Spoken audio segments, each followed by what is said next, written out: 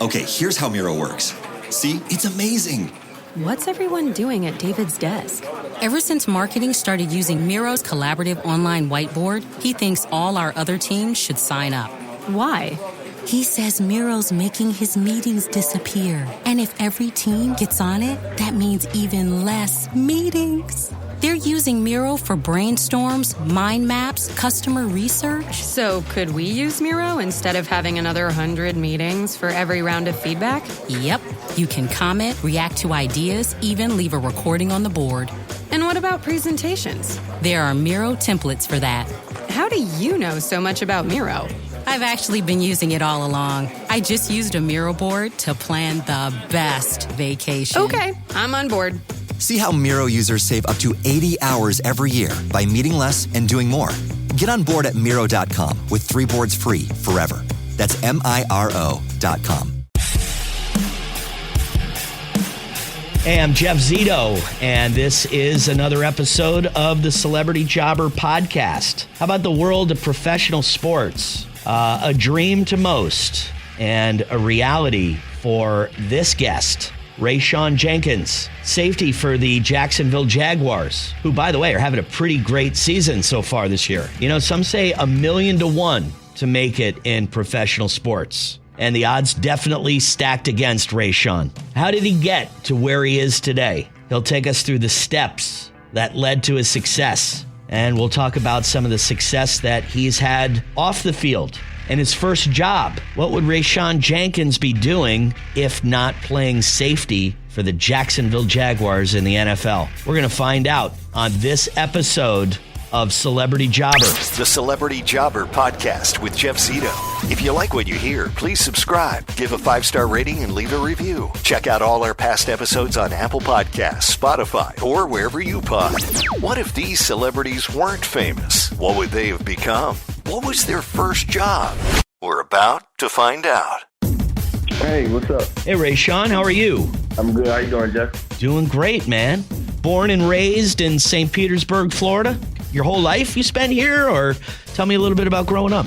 Yeah, born and raised St. Petersburg, and, I lived in some apartment units I've kind of bounced around a little bit, but like for, a good time of my upbringing, I lived in the James Park apartment complexes. Okay. Near the stadium or like downtown area. Well, went to middle school at Riviera Middle. Elementary, I went to literally 8 different elementary. So you went to 8 different elementary schools? Yeah, or like 6 or 8 or something like that. Were you moving around, or were you getting in trouble? What was it? I was getting in trouble here and there, and then I was moving around as well. So I probably got kicked out of like 1 or 2. Okay. And what were you doing to get into trouble? Like little stuff or what? Yeah, just like little stuff, like, just, I don't know, just fighting and stuff like that. Okay. So, okay. Yeah, I don't know on the scale of how little that is, but that's what I was doing. I went to Riviera Middle School, like I said before, and then in order for me to get where I am today, me and my family made the executive decision to send me to a military school called Admiral Farragut Academy for a sports scholarship that I had there. And, it turned out to be, a really good decision. When did you and your family figure out that football might be, an avenue that you could pursue professionally? That's kind of hard. I feel like they made the best decision for me to pursue my dreams. I would say like after the 8th grade, entering high school. Wow. They sent me to that school to, get better looked at, get better academics, just in case the football thing didn't work out or anything like that. Right. I didn't see any other avenue, but that was kind of just the mindset the entire time. I would say that. Was it a little bit of, since you had trouble in elementary school, maybe, hey, military school kind of get you on the right track here with behavior and that kind of stuff? Yeah, I would more so say it was more so for, I wasn't like a crazy bad kid, so they weren't really like thinking of that in a sense, but they were thinking of where I could be as far as like with my peers at the time, to where, a lot of my peers weren't doing what I was doing, and they could have held me back at some point. So what kind of athletic program did this military school have that was so much better than, some of the other public schools around town? Yeah, so I wouldn't say it was it wasn't, honestly, the athletic program was not too good until I got there. But they did want a better education just in case the athletics didn't work out. Right. I knew I was going to excel on the field, so we actually, before I got there, that school had so many losing seasons, and it was never even brought up in, sports. Really? So when me and another few guys got there, we kind of changed the whole kind of just outlook on the sports program there. We, went to state championship there. I won 2 state titles in track. So I was more so there for the sports program, right. But and it was honestly just, I knew colleges would come there if I excelled on the sports side. Right. So it wasn't really for the sports program, more so for the exposure that it would come with to be excelling at a school like this, which is also academic in a JROTC school. So, okay, I kind of get it. There's a lot of these private schools. They're very, very small. They're very expensive. They cost thousands of dollars to go to. But they'll find a kid and give them a scholarship to go to this school. Their athletics aren't so great, but they want to be competitive, because one of these schools that, they cost $25,000 a year, stuff like that, usually they don't have competitive sports programs. So it seems like this school wanted to build a competitive sports program, found the right kids, gave the right guys a scholarship, and then they developed their sports program pretty rapidly. And then I would imagine the University of Miami, they see you in high school. Mm-hmm. Was it Coach Golden or was it Coach Richt that you played for? Coach Golden. So I was under Coach Golden. I played for Coach Golden and Coach Richt, but Coach Golden was the coach that originally recruited me. Okay, so tell us about that meeting between you and Coach Golden for the first time. What was it about him? How did he sell? Okay, Rayshawn, University of Miami, it's all about you. How did he sell you on that school before you went down to Coral Gables and saw how beautiful it was? So, I originally was committed to the University of South Florida, so USF Bulls, committed there for, I want to say, a year or two before Miami had given me a scholarship. And Coach Golden, the reason I fell in love with the U was because of the tradition, it was the U. Yes. I honestly, at the time when I got the scholarship, I was like, dang, I really got a scholarship from the University of Miami. Right. Crazy. Another thing that, kind of solidified everything was when Coach Golden came to my house in my neighborhood that I was living in at the time, and he was able to come to my house and just sit with us face to face and talk. And, I just thought it was cool that, hey, man, I'm this kid from South St. Petersburg, Florida, and I got the head coach for the University of Miami football team in my living room. He's in your living room. He's talking to you and your parents. Yeah, I would say that's pretty cool. Right. Thanks. And I felt really special from that time on, and I just fell in love with the program and the history of the program. I started to learn more about the history of the program. I wasn't a big University of Miami fan growing up. I wasn't really even a football fan growing up. I was just good at football. But once I was able to receive scholarships from various different schools, I started to try to learn a little bit more about the universities and stuff. Tell me the difference. Okay, you got Coach Al Golden comes to your house. He's talking to your parents. He's sitting in your living room. He leaves, and in comes Mark Richt, who wore the uniform. Played quarterback for the University of Miami. Actually played bench. He was behind Jim Kelly when he was there. But regardless, you've got a coach that recruits you. He leaves. A new coach comes in. Tell me about the difference between those two coaches and the adjustment after being recruited by one coach and now another coach has inherited you. I would say, Coach Golden was more of a psychological kind of guy. He would, try to get you in it with the mind games in the head. It was a lot to do with your mental Okay. And that's how we would prepare leading into the games and stuff like that. And Mark Richt was more so of, I'm not going to say I go in there to make us work, but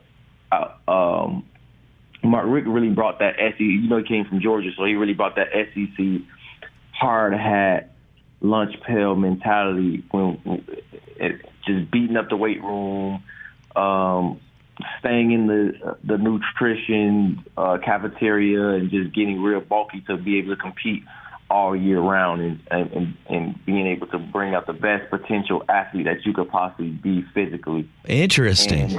And I would definitely say both, good coaches in my opinion, and just different philosophies, and yeah, it wasn't too much of a change, because at the end of the day it was an X and O game, and it was just a little bit adjusting to do as far as just new faces and new philosophy and everything like that. But overall, it was pretty good.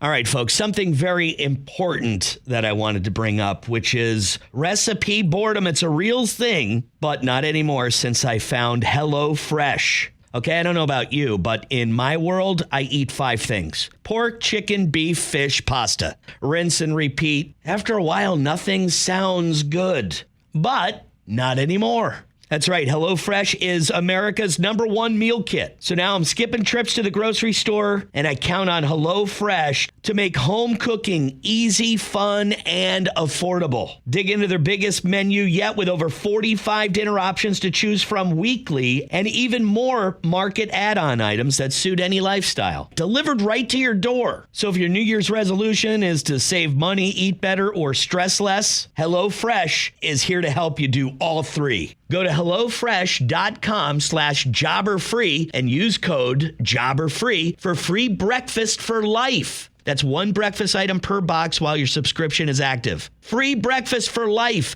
at HelloFresh.com/jobberfree with code JOBBERFREE. HelloFresh, America's #1 meal kit.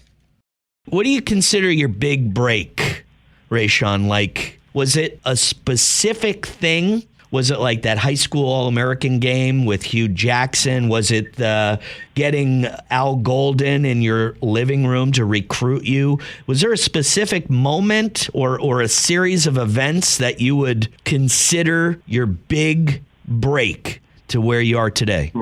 I mean, honestly, I've had a lot of big breaks. It's just kind of how it's been my whole career. Leading my team to a state championship, and having the Alabama coach on the sideline offering me a scholarship, and winning 2 state titles in track.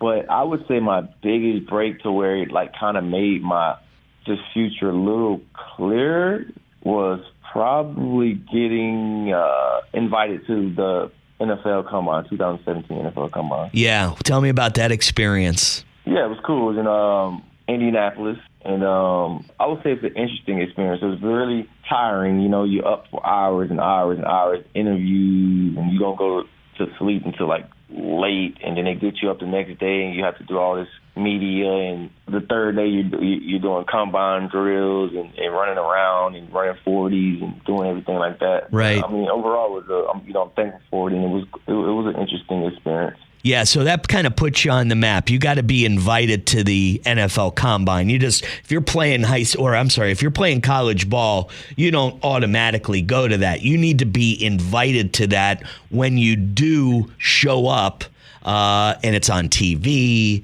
That is what you considered really putting you out there, your big break, getting you noticed. Yeah, I would say that was, yeah. Kind of, it was a career starter, so. Absolutely.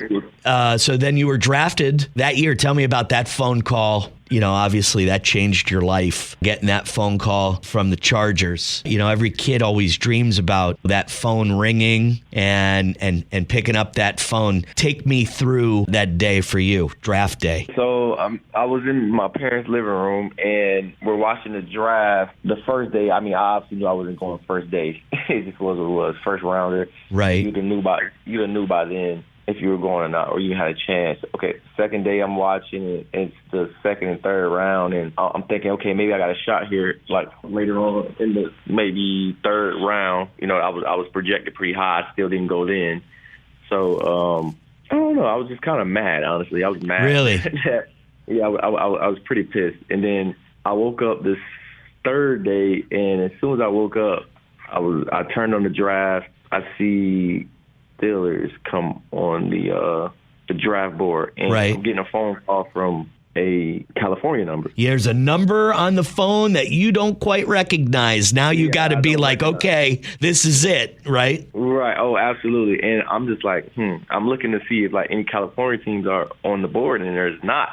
But then I see LA Chargers just made a trade up. And I answered the phone, and I'm like, hello? And then they were, hey, Rayshawn, this is the head coach for the Los Angeles Chargers. Oh, man. We're going to tell you that we're here to select you with our fourth-round pick at number 113. And I'm just like, what? So I'm like, I'm trying not to yell through the house. Right. Tell my dad, like, hey, they're about to draft me right now. And then I go in, I mute the phone, like, they're about to draft me. And like everybody is crying, like bawling, crying. Like, oh man! So like you kept it cool. You kept your composure. Your family lost it a little bit, though. Yeah. My family lost it, and my dad, he turns on his TV in his room, and they're trading up. All you see is LA Chargers pick is in, and then I go to talk to the head coach, Tom Telesco, the GM. Yeah, and all I see is next is as they're talking, I just see my name come across the board and my highlights, and I'm not really even listening to what they're saying on the phone anymore. Like, you're on TV now. Yeah. Yeah, right. So I'm like, oh my God, it's like this is crazy. Everybody obviously saw it on TV, and it's just losing their mind. Yeah, it was crazy. It was only like about 4 or 5 people. Like a dream.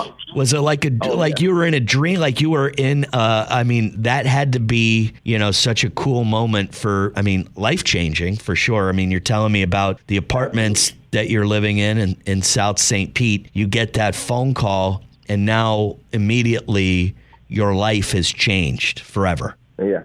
Oh, absolutely, immediately. And then that same day, I get on the phone, and I got to make all these, everybody from the Chargers calling me to set up my flight to fly out, in 3 days or whatever it is.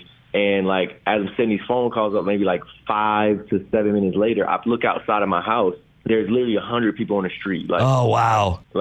Flooding my house. That's so cool, man. This podcast, I was always wanting to get an athlete on this podcast to where this, sports, was their first job. Was this your first job? Did you have another job before the San Diego or the Los Angeles Chargers? So this was actually my first ever original job, official job. I'm going to say original, official job ever. Getting taxes taken out of your check, first job, right? Exactly. That I got taxed for money and stuff like that. Right. Clock in and do stuff like that. My other job I had when I was maybe 12 years old, I used to cut grass with my brother, 12 and 13 years old. I used to just cut and go around just knocking on people's doors, trying to get money just to, cut their grass. And one of my best friends at the time, and then my brother, we used to just try to go around and just cut people's grass for $20 a yard. So that was like a kid's job, going around knocking on doors and cutting grass. But your real legit first job where they're taking taxes out of your check and you're paying Social Security and all that was a check from the Los Angeles Chargers. Yeah, that's awesome. I say I never had a job. That's so awesome. I'm doing what I dreamed of when I was a kid. So that's awesome. So tell me, you got a successful career now. They traded you to the Jaguars. You got some great team this year. Trevor Lawrence. I'm watching ATN. This team looks like a really good team. You guys are beating some good teams. I saw both of your games in London. Tell me, now that you sign a contract for, I don't know, I thought it was something like $35 million. So now here you are, you got all this money. and you're living your dream, and that's so cool. What are you doing outside of football? Are you doing other things career-wise? Because I kind of heard that you did. Yeah, I mean, I do various other things. Well, first and foremost, the first thing I ever did was get into real estate with my money. That was something me and my fiance, we got into the first time we ever spent. Like, I didn't buy a car, I didn't buy a piece of jewelry, anything. I went to go buy a house just so I was like, okay, I'm forever good if I need to, at least, like, if I ever was to get out of the league. And this was like 7 years ago. Wow. 6 years. And that has been really successful for us. We have, some long-term properties in the Tampa Bay area. We have some Airbnbs in the Tampa Bay area, so that does really well for us. Very cool. Yeah, thank you. And I have a CPA and a financial advisor that, we hit the stock market pretty well. Oh yeah. So we're definitely, we have our share in that as well. And then, I kind of do my hobbies as far as like music. So I signed an artist and I created a label to where I throw these shows. From these shows, I'm able to give my artists the proper exposure they need to market their music and get the exposure they need to, be able to eat off of their creativity and their art, which is their music. I missed a bunch of ways you can get into it, but definitely like life insurance and stuff like that. It looks like you got a pretty good handle on what's going on. There's a lot of guys that don't, they come from humble beginnings and they, don't know what to do. They think that all this money, kind of comes in forever. How did you figure it out at such a young age and become so smart financially? How did you figure it out? Buy a house, invest in life insurance and other real estate properties, Airbnbs. Who guided you when you were younger to make these good decisions?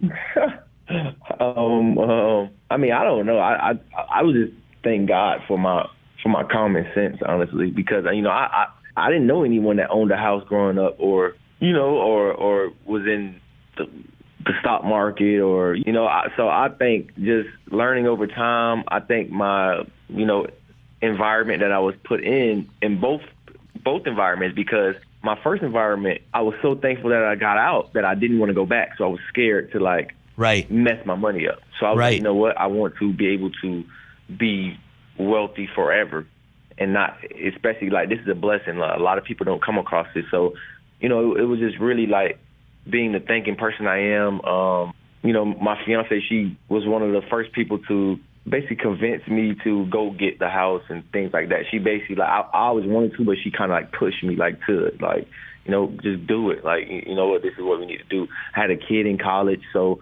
I was just putting my family before I put myself, if that makes sense. I wanted this to be generational wealth and not just something I could enjoy. Yeah, I think it's incredible, though. It doesn't happen that way for a lot of guys from humble beginnings. So I'm just I'm very impressed, without a doubt. You were telling me you were in apartments, a couple apartments in South St. Pete, and this all happened so fast. And you're not a very old guy. What are you, still 28, 29 years old? I mean, geez. Yeah. I mean, you got a long ways ahead of you still. What if football didn't work out and the Chargers never called? What if Rayshawn Jenkins was just graduated from college and you were just out in the workforce? What did you major in school? What do you think you would be doing without football? I would say, I don't know, man. I just really didn't have any other plans besides football, because I knew my potential and what God gave me. So it sounds crazy, but I just knew I was going to make it. But I would probably say, just by nature, I love to help people and do stuff like that. So, I mean, I would definitely be coaching football. That's 1,000% probably what I would be doing.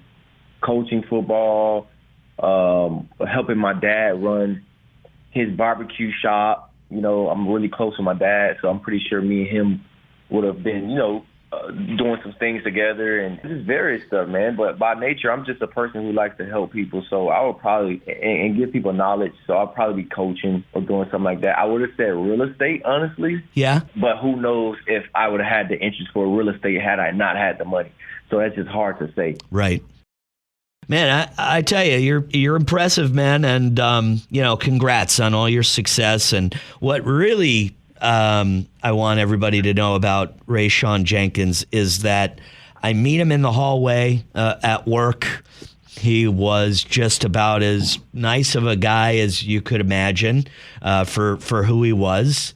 Took the time to chat with me for a minute. I just said, hey, I do this podcast. It's actually pretty popular, and it's about your first job. And he couldn't have been more he's like, sure, I'll do it. And it wasn't like I was blowing him up over the weekend. I mean, he responded to me. We had communications for the last 3 or 5 days, whatever it was.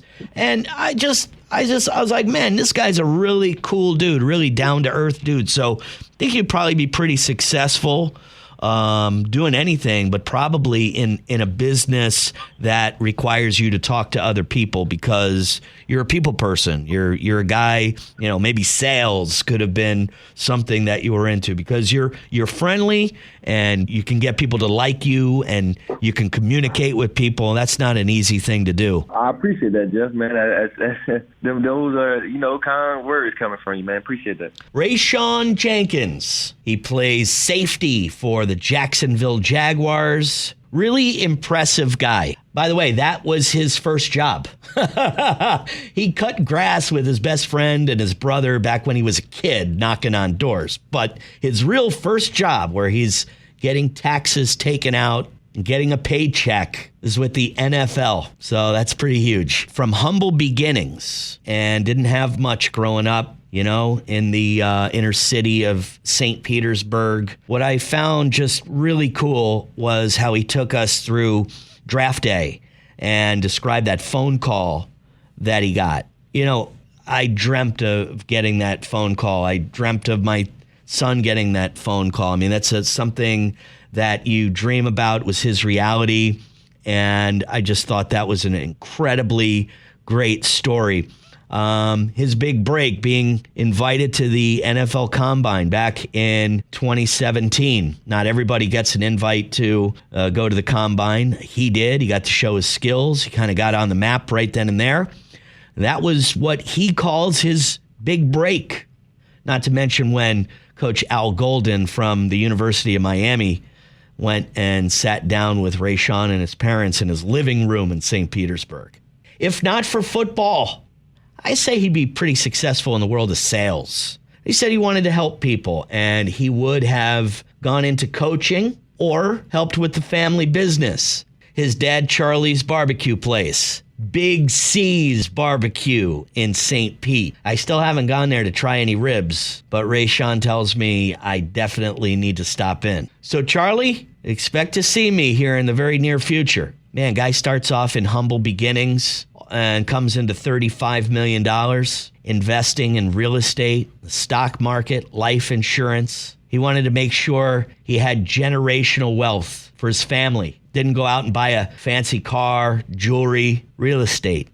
Wasn't it amazing when he said he never knew anyone that owned their own house? Wow, this guy's got it all together. And by the way, pretty damn good football player in the NFL. What a great story. If you like the podcast, please give us a 5-star rating. Leave a review. Past episodes on CelebrityJobber.com. And please subscribe.